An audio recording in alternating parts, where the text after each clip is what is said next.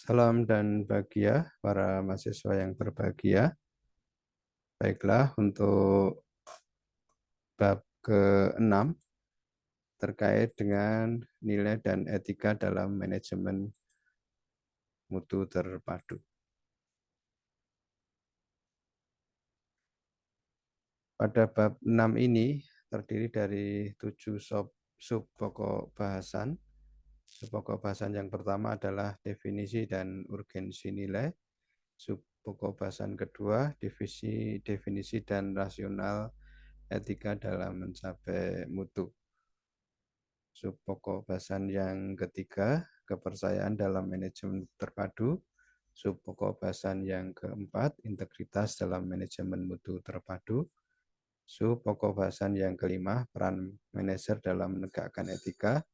Sub pokok bahasan yang keenam, peran organisasi dalam menegakkan etika. Dan sub pokok bahasan yang ketujuh adalah pelatihan etika. Baik, secara garis besar akan kita bahas sebagai berikut. Definisi dan urgensi nilai. Nilai-nilai atau nilai adalah sesuatu yang diyakini secara mendalam yang membentuk ciri atau warna siapa diri kita. Sebuah organisasi tidak akan menghasilkan produk atau jasa yang bermutu manakala organisasi tersebut tidak memegang nilai atau peduli mutu. Yang ini merupakan hal yang menjadi ciri utama dari organisasi tersebut. Definisi dan rasional etika dalam mencapai mutu. Ya. Ada paling tidak 4 hal yang mencakup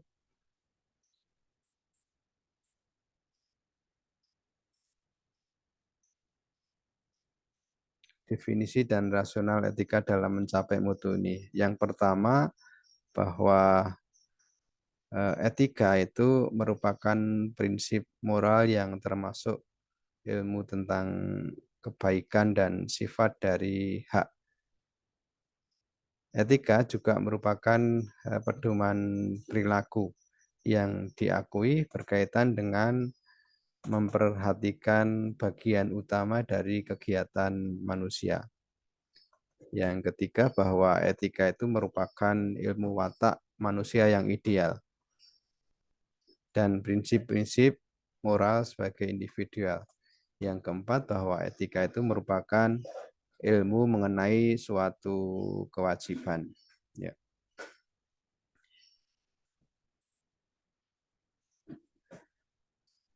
Sub pokok bahasan yang ketiga, kepercayaan dalam manajemen mutu terpadu.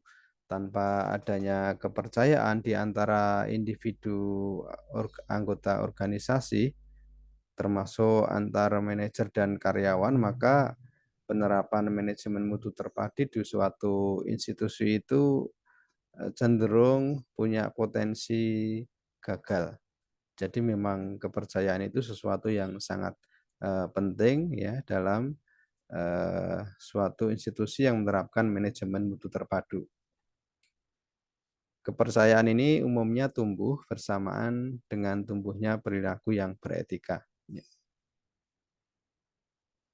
Banyak elemen dalam manajemen mutu terpadu yang tergantung atau bergantung pada kepercayaan sebagai prasyarat dalam berkontribusi terhadap peningkatan mutu, yaitu khususnya komunikasi, hubungan interpersonal, manajemen konflik, pemecahan masalah kerja tim, keterlibatan dan pemberdayaan karyawan, dan fokus pada pelanggan. Integritas dalam manajemen mutu terpadu. Integritas itu adalah karakter individu dan institusi yang merupakan kombinasi dari kejujuran dan keteguhan hati. Ketika individu atau institusi mempunyai integritas, maka perilaku beretika akan mengikutinya. Penting bagi seorang manajer dalam institusi manajemen mutu terpadu untuk memahami walaupun kejujuran itu merupakan suatu fondasi, tetapi bahwa integritas itu lebih dari sekedar kejujuran. Jadi integritas itu lebih dari sekedar kejujuran.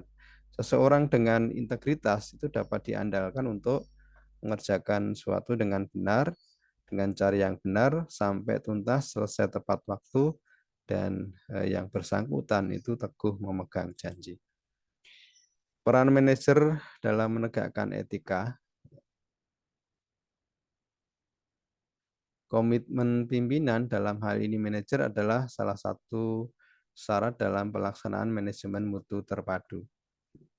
Oleh karena itu, manajer dituntut tidak hanya secara teori mengetahui perilaku beretika itu bagaimana, tapi juga meminta bukti bagaimana perilaku beretika itu dipraktekkan, diimplementasikan.